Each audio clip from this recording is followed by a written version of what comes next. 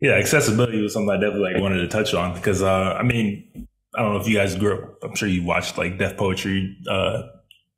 on TV and all that. I think for like people that are like a little more middle aged and a little older, that was kind of like made it more accessible for like a lot of people because you had that on TV. You get to see like these different ways of people presenting thoughts and lyricism, and we don't really necessarily have that right now. So like I mean, in terms of like accessibility, like you said, you try to find ways with production and all that. So how do you guys go about like matching your spoken word style with like more hip hop oriented like production? Yeah, I think. Well, I'll jump first. I think it's a skill that I think like S Rap and I kind of.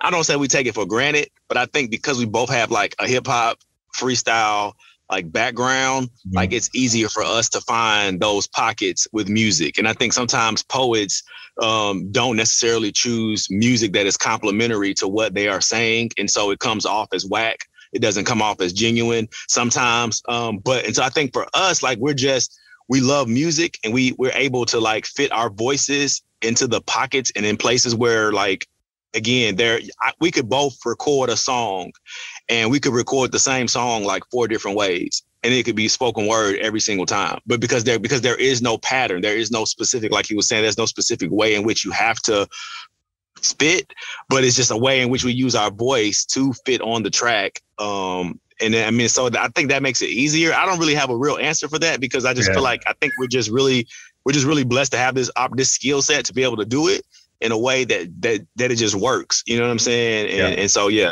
for sure. Yeah. And I say, cause like, if you go on YouTube and you look up like spoken word poetry, you're probably going to get these like super politically charged pieces that, you're going to listen to one and be like, oh my gosh, like I'm ready to like double down and go get the black boots and like run the streets and protest. And then you get 2 pieces in, 3 pieces in, 5 pieces in. And now you're like, okay, it feels like the same politically charged or, the same rhetoric and the same vibe.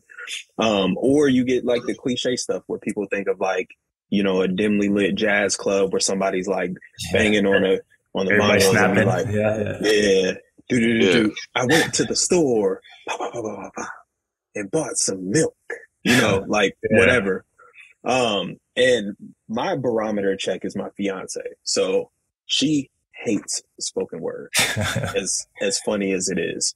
But with what we create and the approach that we have kind of come at this project and the last project, she's like, I don't like spoken word, but I love this project.